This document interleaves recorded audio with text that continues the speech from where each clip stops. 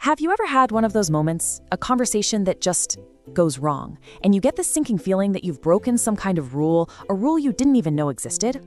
Well, it turns out we're all playing a game with a hidden rulebook. It's a set of unspoken social guidelines that quietly governs how people see us and ultimately how likable we are. Today, we're going to open that book together. You know the feeling. You just walk away and you start replaying the whole thing in your head, trying to pinpoint the exact second it went off the rails. You thought you were being helpful or maybe interesting, but then you saw it, that subtle shift. Their eyes kind of glazed over, or they give you that tight little smile and quickly change the subject. That feeling of confusion, it's something we've all felt. And today, we're going to crack the code behind it. Now, this isn't about making you feel like you've made a bunch of mistakes, and it's definitely not about trying to change who you are at your core. Think of this more like unlocking secret knowledge. It's like someone is finally handing you the map to navigate the very complex, sometimes tricky, world of human connection with a little more confidence. So, our journey through this hidden rulebook is going to have 4 main chapters. First up, we'll look at the uninvited takeover, which is all about when our good intentions to help actually end up hijacking the entire conversation. Then we're diving into the conversational black hole, identifying those subtle behaviors that just suck the life right out of an interaction. After that, we'll face the ego trap, where trying really hard to impress someone, well, it does the exact opposite. And finally, we'll explore the authenticity gap, that critical space between who we pretend to be and who we really are. Okay, let's turn to page 1, the uninvited takeover. This is all about those moments when we jump in, full of good intentions, wanting to solve a problem for someone, but we end up just completely steamrolling them. It's a really subtle way to make someone feel like they aren't even being heard. This quote really just says it all, doesn't it? Imagine your friend sighs and says, "Oh, I am so exhausted lately." And you immediately launch into a 10-point plan about their sleep hygiene, their diet, a special kind of meditation. You think you're being an amazing, helpful friend. But what they hear is, "You're doing everything wrong, and I have all the answers." You've accidentally turned their moment of vulnerability into a lecture. So what do you do instead? It's actually incredibly simple. Instead of jumping in with solutions, just try asking this one powerful question. Do you need advice, or do you just need to vent? Seriously, this one sentence can change the entire dynamic of a conversation. It respects their autonomy, it shows you're actually listening to what they need, not just waiting for your turn to speak. It turns you from a problem solver into a true ally. This one is such a sneaky conversation killer. Someone shares something they're really proud of. They say, "I finally ran a 5K this weekend," and you immediately fire back with, "Oh, nice. I actually did a half marathon last month." And just like that, all the air goes out of the moment. You probably think you're just relating to them, sharing a similar experience, but what you've actually done is turn their moment of achievement into a silent competition, and you just made their win feel small. All right, let's move on to chapter 2. Now, if a takeover is an active hijacking of a conversation, a black hole is something much more subtle. It's not about what you put into the conversation, it's about the energy you accidentally suck out of it. So, the question is, are you, without realizing it, draining the life from your conversations? Just picture it. You're on a first coffee date. It's going okay, and then 10 minutes in, the other person starts telling you in detail about a strange skin rash they had last year. It's a lot, right? That's oversharing. It's like emotional dumping. It forces a level of intimacy that just hasn't been earned yet, and it makes the other person feel trapped and really uncomfortable. Real connection, real closeness, that has to be built over time, not forced in a flood of TMI.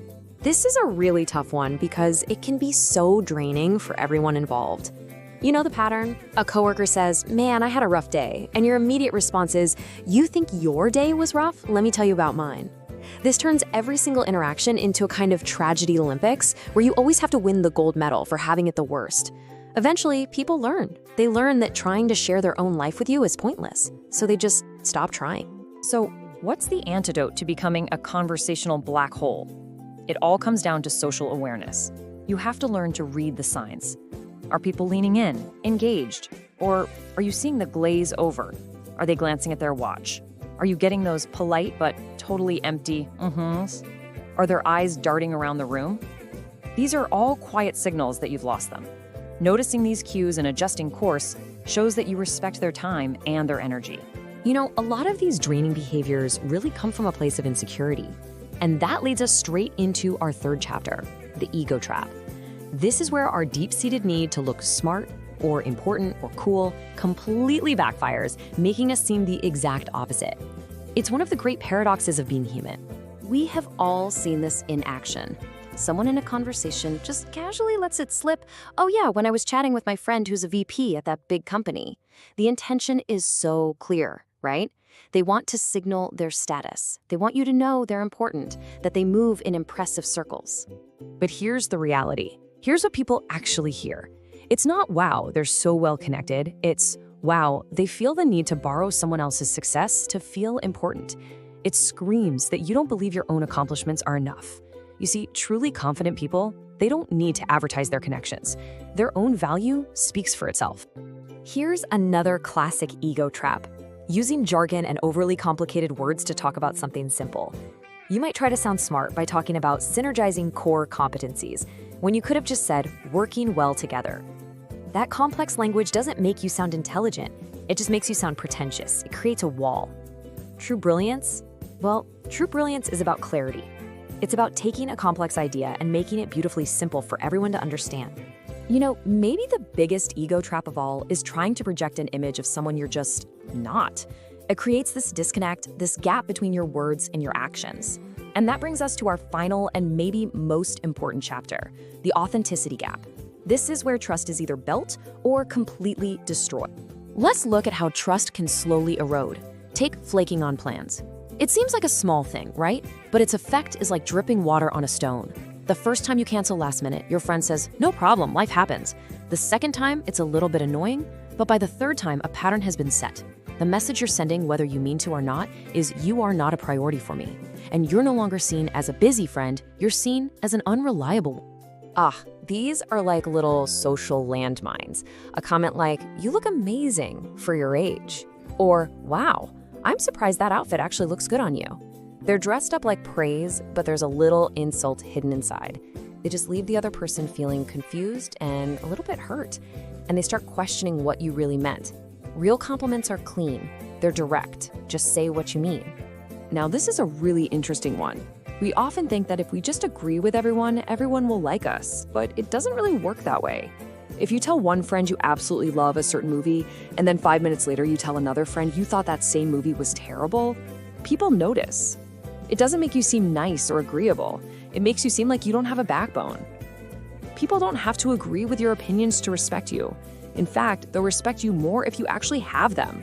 So we've just gone through this whole hidden rulebook of social don'ts. Don't one-up, don't overshare, don't name drop, don't flake. It can feel like a lot, like you're trying to navigate a minefield. But the secret to connection, the secret to being genuinely likable, isn't about nervously memorizing a giant list of rules. It's actually about something much, much simpler. The single principle that ties all of this together is a fundamental shift in your focus, from yourself to the other person. Instead of just waiting for your turn to speak, listen with the genuine goal of understanding them. Instead of trying to top their good news, celebrate their win with them. The ultimate goal, the secret to it all, is to make the person you're with feel seen, feel heard, and feel valued. It's about being clear, being direct, and most importantly, being genuinely you.